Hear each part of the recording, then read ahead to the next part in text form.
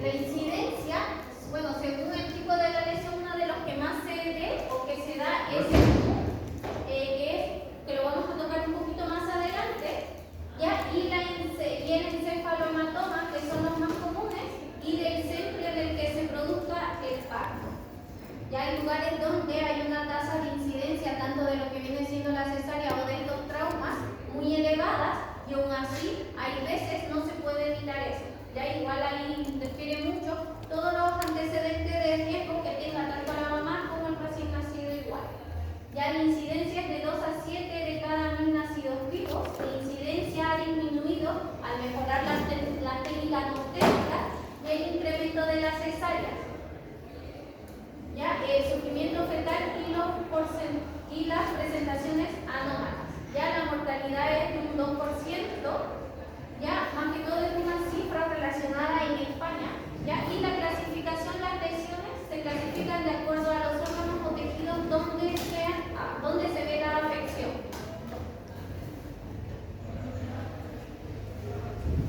Profe, mañana hay control. No.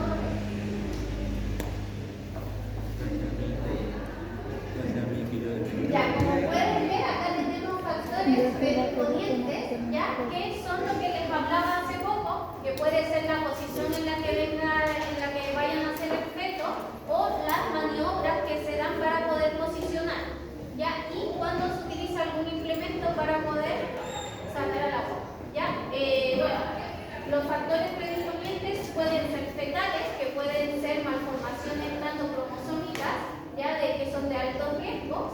Y ahí que esas se pueden evidenciar en las ecografías, como podemos ver ahí. Luego, los otros factores predisponentes vienen siendo lo que ya mencionaba, principalmente los maternos, las enfermedades que puede tener la madre, ya, o talla muy baja, o que sea igual su primer embarazo, su primer parto, o que tenga múltiples partos, igual o múltiples embarazos. Ya, bueno, en el parto vamos a tener presentaciones anómalas, que es cuando el niño nace en una mala posición y tiene que usar las maniobras para poder posicionar. Vamos a tener el parto instrumental, que es donde debe respetarse las condiciones de aplicación y se realiza con las manos de expertos. Ya, estaría indicado en situaciones de riesgo de sufrimiento fetal. Por si acaso, chiquillos, hay algunas de estas maniobras que ya no se llevan a cabo por el mismo hecho de los traumas obstétricos que antes ocasionaban. ¿Ya? Incluso lo que no he averiguado bien es que si todavía se siguen usando, yo creo que sí, todos los implementos para poder salir. No puedes antes, te apretaba la guata como lo hacían así. Ya, vamos a comenzar con un poco de las patologías que vamos a ver, que son los traumas cutáneos, ya que dentro de todos los traumas cutáneos vamos a tener lo que viene siendo las petequias. No he visto huevos.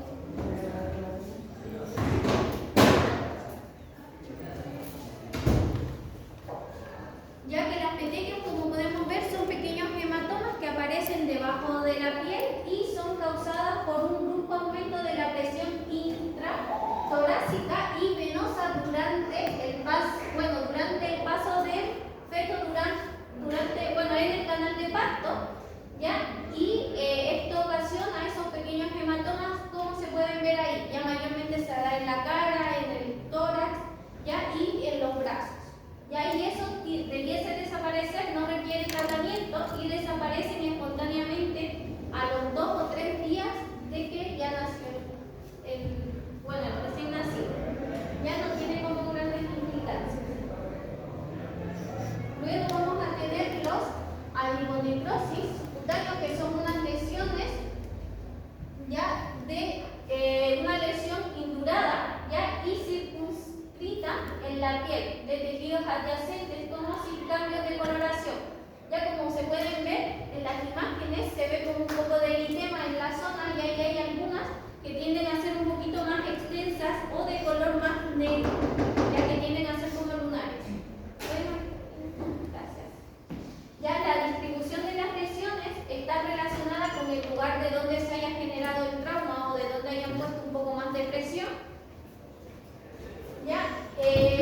generando lo que es una isquemia por compresión prolongada y desaparece con frecuencia entre los 6 a 10 días de vida, pero puede ser más tardío en que se demore en desaparecer.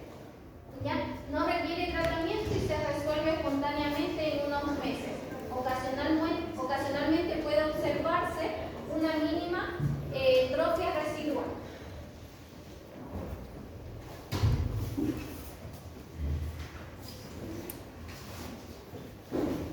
Luego vamos a tener las laceraciones, que mayormente es cuando se observan heridas, ya pueden ser cortopunzantes, arañones, ya mayormente en la cara, en el cráneo o incluso en los brazos, como podemos ver ahí. Esto mayormente pasa en las cesáreas o cuando se ocupa algún otro implemento para poder sacar a la guagua del canal de parto.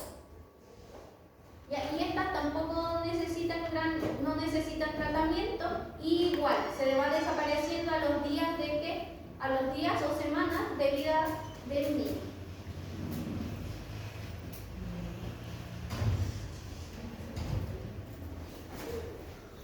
Acá vamos a hablar ya un poco de lo que son los traumatismos musculares, que una de las que más se da es, como podemos ver, el hematoma ya del esternocleidomastoideo, que es por una extensión abrupta que se hace del feto cuando está pasando el canal del parto, y mayormente llevan tanto una extensión donde se genera el hematoma, y ese hematoma es visible a los 2 o 3 días de que el recién nacido está vivo, ¿ya? Y la aplicación de los forceps que se pueden ocupar. El examen físico parece una tumoración en el tercio medio, como se puede observar en la imagen, unilateral, y es fácilmente visible desde la segunda semana de vida.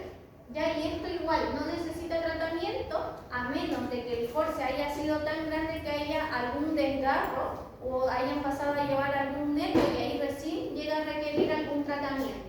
Más adelante vamos a ver igual afecciones de los nervios, que es por este mismo problema de la hiperextensión de cuello sobre cuello. ¿Ya?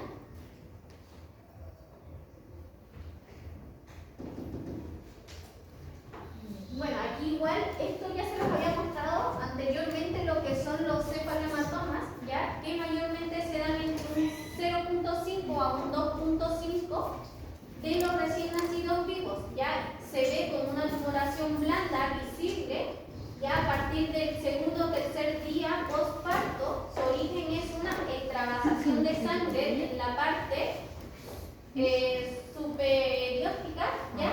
Más que todo entre el cuero cabelludo y el cráneo, siendo una de las más frecuentes en el parietal derecho, y se manifiesta como una masa fluctuante asintomática, generalmente circunscrita por todas las suturas craneales y replicando la forma del hueso.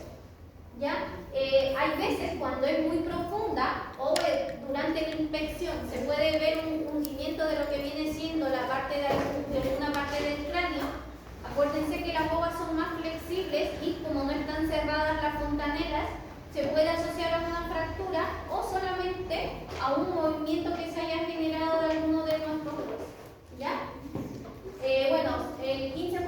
Un 15 a 25% de los casos, por lo que hoy se realiza una radiografía craneal siempre que aparezca esta lesión. Desaparecen sin tratamiento, ya se absorben espontáneamente a las 12 semanas, por lo cual la actitud debe ser expectante, tratando solo las complicaciones en caso de que llegase a tener. ¿Ya? Y ahí vamos a ver luego unas imágenes. Luego, uno de los traumatismos que se da igual es el CUP, ya que es una lesión muy frecuente también y que es muy parecido al otro que estábamos hablando. Como pueden ver en la imagen, se ve como una masita donde se presiona, ¿ya? Y se ve que tiene ahí el aumento de sangre. Ya hay una lesión muy frecuente, es un edema o tumefacción mal delimitada que aparece en la zona de presentación en los partos cefálicos. Aparece inmediatamente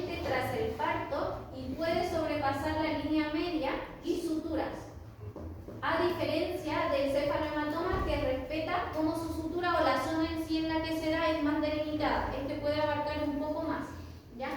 No precisa tratamiento y se remite hacia la segunda semana postparto, o sea, a las 2 semanas postparto debiese desaparecer.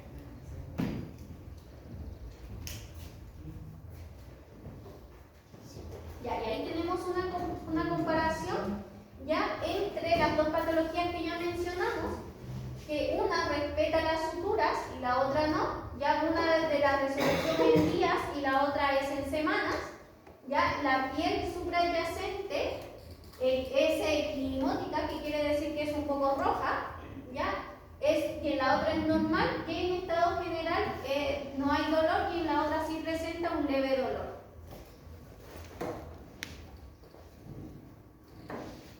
Luego tenemos lo que son las fracturas craneales, ya que son infrecuentemente debido a lo que son los forceps o cuando se usa los implementos para sacar al recién nacido. Ya la mayoría son lineales, que no se asocian a depresión ósea, en general de buen pronóstico y no requieren tratamiento. La curación se produce de forma espontánea sobre la semana 8 postparto y debe ser comprobada por rayos X. Las fracturas craneales con hundimiento están asociadas a la utilización de forceps y a la desproporción de la pelvis fetal. Ya debe evaluar la presencia del déficit neurológico, signos de hematoma subdural con hipertensión intracraneal. ¿Ya? En el caso de existir alguna de las complicaciones, será necesaria una reducción quirúrgica. Ya acá, como pueden ver, la diferencia prácticamente es dependiendo de qué tanto, o sea, si es que hay hundimiento o no de la lesión. Y acuérdense, los huesos de un recién nacido son más flexibles, ya que son prácticamente tejido, es un callo blando, no es un tejido todavía óseo, sino que a medida que va creciendo y se va desarrollando pasa de ser más cartilaginoso ya a ser más óseo. Ya, entonces por eso la gran mayoría de las resoluciones que vamos a ver acá, si no es tan complicada o si no tiene algún otro compromiso con el niño, no necesita tratamiento, sino que solamente una inmovilización o reposo y tiende a sanar en días. Y ahí podemos ver una fractura.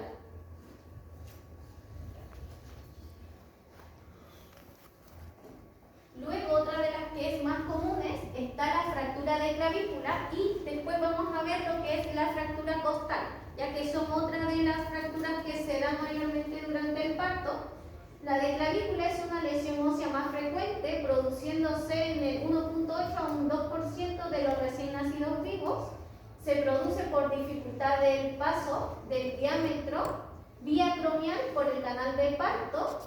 La clínica es una deformidad y crepitación a la palpación y existen dos tipos de fractura, una que es desplazada y la otra no desplazada, ya que la no desplazada se denomina entallo verde, que es prácticamente por el tipo del hueso que estábamos hablando, que es más cartílago, ¿ya? Que es asintomática y se diagnostica por aparición de callo de fractura alrededor de a los 7 días de vida.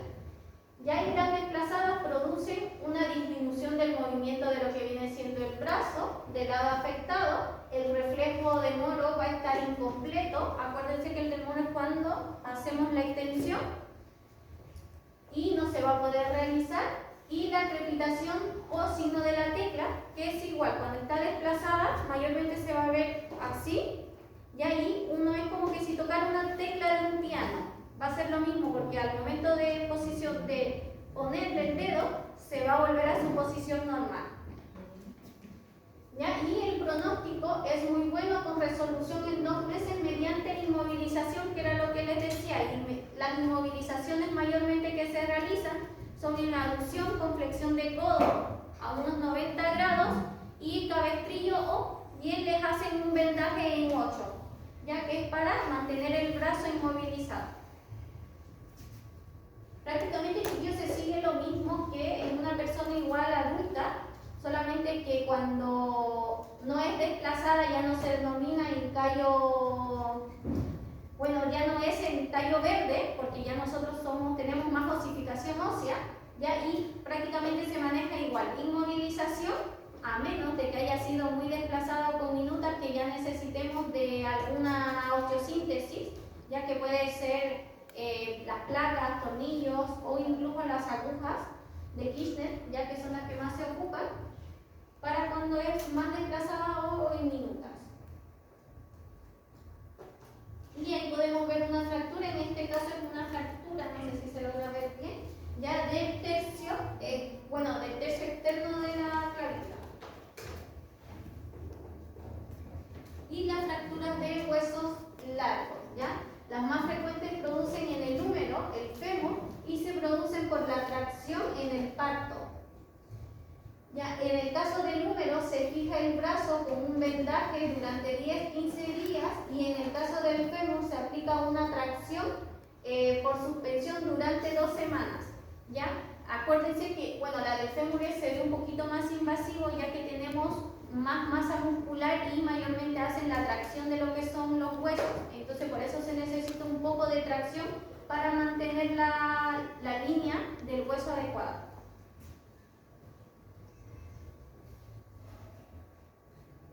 Aquí tenemos una imagen de una fractura costal.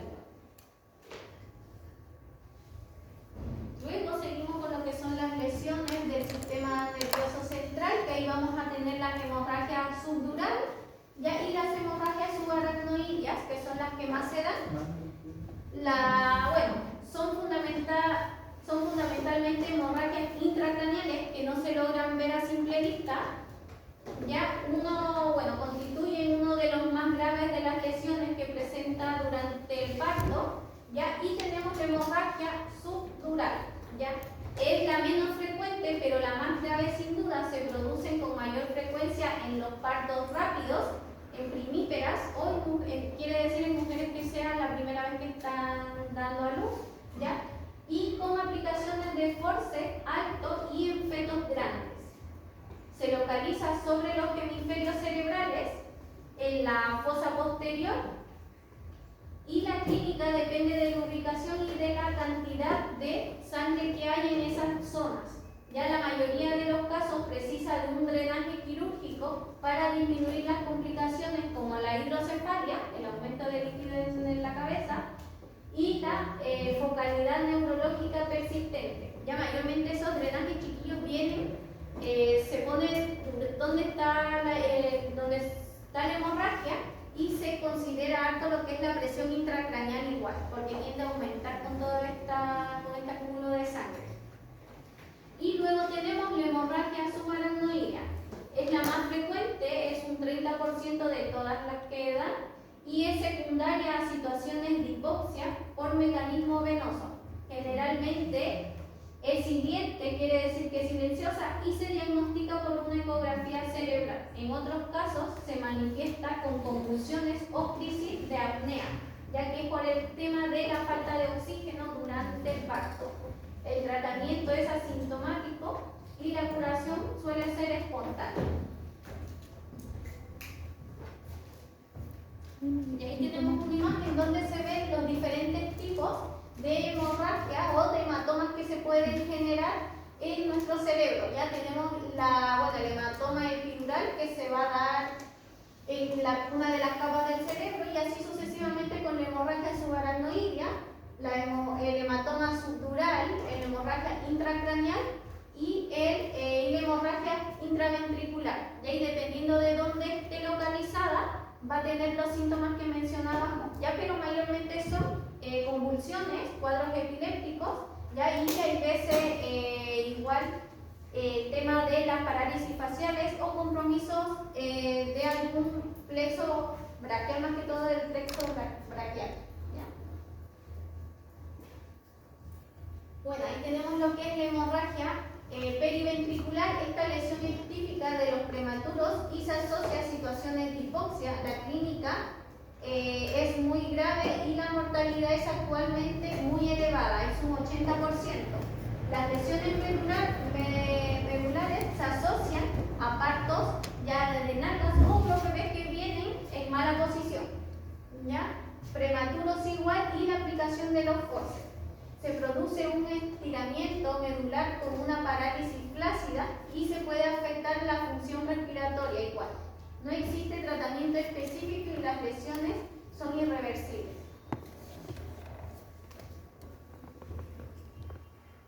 Ahora vamos a hablar de lo que viene siendo la parálisis facial, ya que es un traumatismo del sistema nervioso periférico.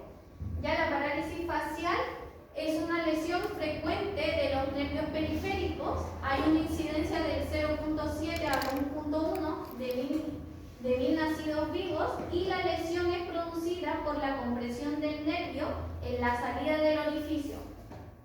Ya estilomastoideo, el nervio en la salida, ya sea por forceps o por el promontorio sacro materno durante la rotación de la cabeza. ¿Ya? En esta parte de lo que es el promontorio es cuando giran la guagua para poder sacar, queda a veces incluso hasta encajado el hombro y hay otra patología que vamos a ver igual donde llega a afectar lo que son las raíces nerviosas. Y ahí se produce otro tipo de parálisis. Ya la clínica de la parálisis facial generalmente es unilateral, que se pone en evidencia durante el llanto del bebé, ya que al igual que en la parálisis facial de un adulto, va a tener la caída del ojo, que se conoce como una apoptosis, ya, o la comisura igual labial va a tender a caer. ¿Ya? Y bueno, y si es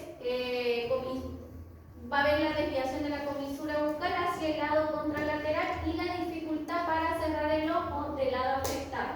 El tratamiento consiste en proteger el ojo con gotas oftálmicas, reservando el tratamiento quirúrgico para casos excepcionales. Y ahí es una parálisis de un niño, ¿ya? Con compresión del nervio facial a la salida del agujero en estilomastoideo. Ya, y mayormente ahí es donde se ve. Acuérdense que todas las lesiones que son faciales mayormente no se ven del lado donde está afectando, sino que del lado contralateral. ¿Ya?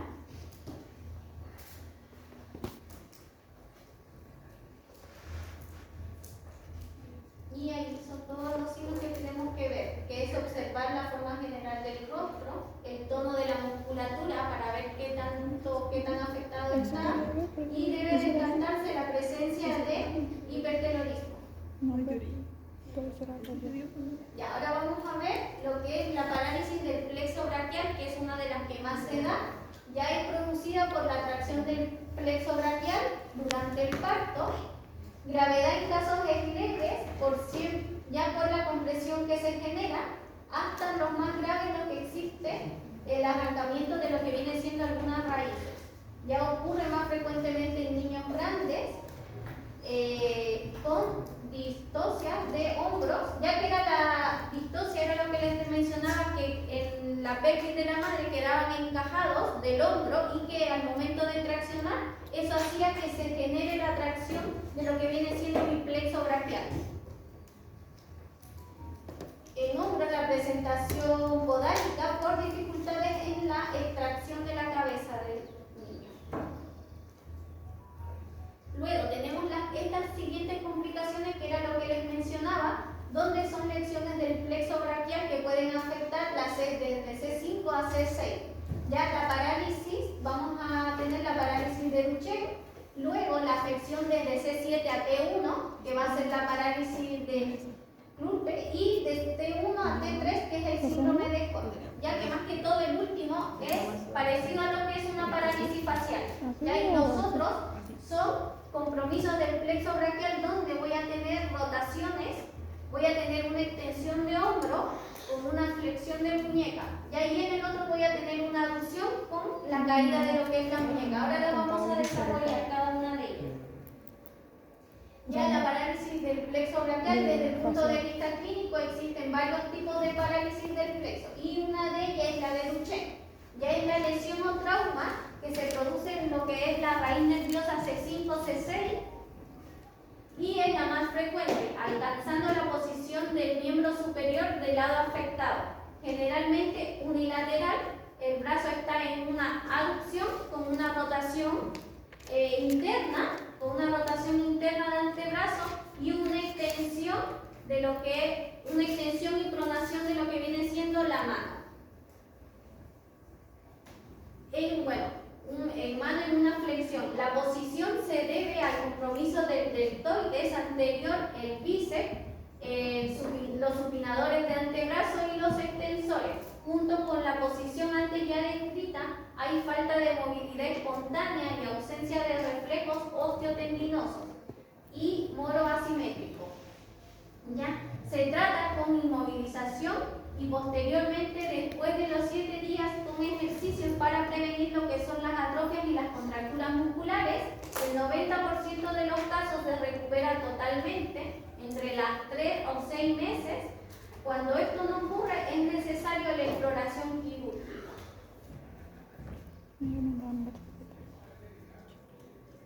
Y ahí está lo mismo, en esa posición quedaría el brazo.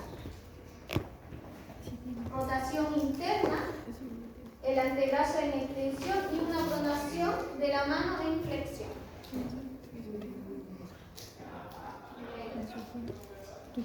Ya, luego vamos a tener la siguiente parálisis donde nos hace un compromiso de C7 hasta D1 o T1, ya es menos frecuente, constituyendo alrededor de un 2 a 3% total de lo que es la lesión. Generalmente se asocia a una parálisis braquial superior que afecta los músculos de la mano y flexores largos de la muñeca, por lo que la flexión de la mano y los dedos o posición del pulgar y los movimientos de lateralidad están imposibilitados.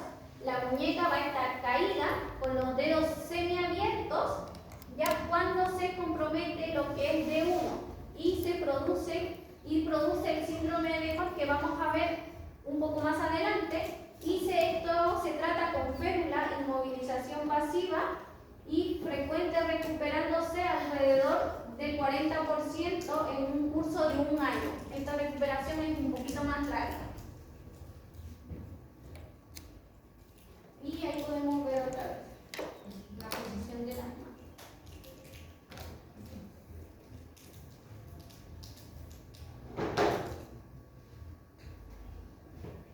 Y luego tenemos el último, que es el síndrome, donde es una lesión de las principales arterias que van alrededor de lo que es la arteria carótida, lesión de los nervios en el cuello, llamado plexo braquial, ¿ya? Y vamos a encontrar migraña o cefaleas en brotes accidentales cerebrovasculares, tumor u otro daño en la parte del cerebro, ¿ya? Y tumor en la parte superior del pulmón, en casos muy extremos. Ya es un síndrome causado por una lesión del nervio simpático de la cara y se caracteriza por pupilas contraídas, como se puede ver acá en la otra, ya que eso se conoce como una miosis, párpado caído, que es una apoptosis, ya en oftalmos, que es el ojo hundido, que se puede ver igual ahí, y la sequedad facial. Se puede agregar además una infección conjuntival, que es cuando tenemos la infección en nuestro ojo rojo y que secreta mucha pus, ¿ya? Y ahí tenemos un cuadro comparativo de de lo que hemos estado hablando, ya de las parálisis, y cómo es la afección, la clínica y qué es lo que va a estar presente y lo que no va a estar presente.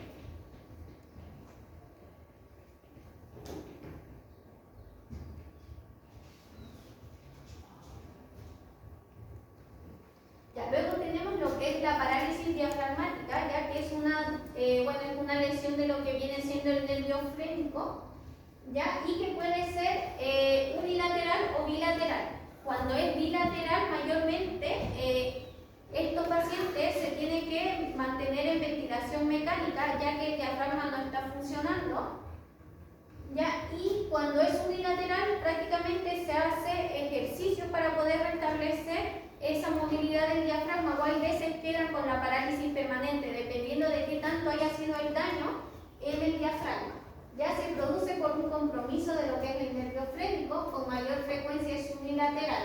Cuando es bilateral, es muy agresiva y requiere de lo que es la ventilación mecánica.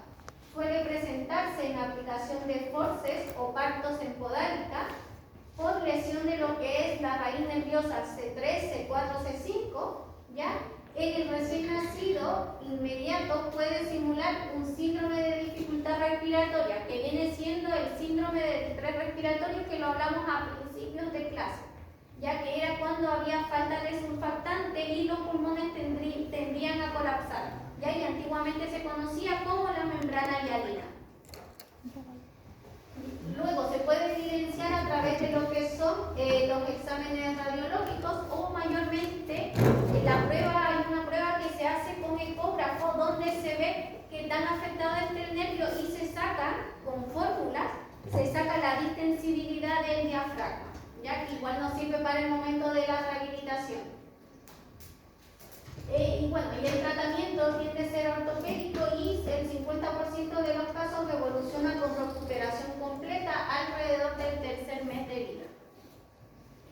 Igual, chiquillos, en niños es mucho más difícil trabajar que en un adulto porque un niño no te refiere qué es lo que siente y no te va a seguir órdenes tampoco. Entonces ahí hay que entrar y manejar, hacer un buen objetivo para poder trabajar con ellos. Luego vamos a tener lo que son las lesiones de órganos internos, que mayormente una de las que más se da es la ruptura de lo que viene siendo el hígado, ¿ya? Bueno, es uno de los órganos intraabdominales más frecuentes afectados. La rotura se produce como sin compromiso capsular, ya puede manifestarse con ictericia, letargia, anemia, hematoma subcapsular, ¿ya? Y el tratamiento suele requerir de una laparostomía, que es una cirugía donde te hacen una incisión de lo que viene siendo la línea alba y abren completamente la guatita.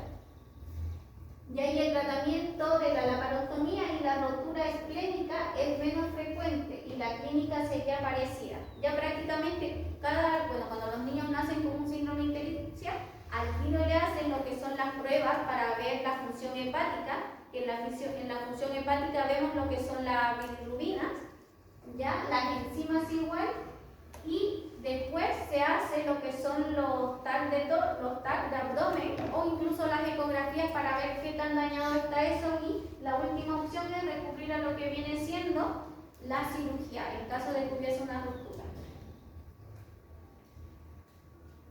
Luego vamos a tener otras lesiones internas como la hemorragia suprarrenal, que suele verse en recién nacidos más grandes, el 90% son unilaterales y se manifiesta por la aparición de una masa en la fosa renal, anemia, hiperbilirubinemia prolongada y las calcificaciones aparecen entre los 2 y 3 semanas. Los síntomas y signos dependen de la extensión y el grado de la hemorragia. Las formas bilaterales son raras y pueden producir un shock hemorrágico e insuficiencia suprarrenal secundaria. Muchas veces el diagnóstico es retrospectivo y se hace por la presencia de calcificaciones observadas en los estudios radiológicos. El diagnóstico es a través de ecografías y el tratamiento es conservación, ¿ya? Y transfusiones en caso de que sea necesario de sangre.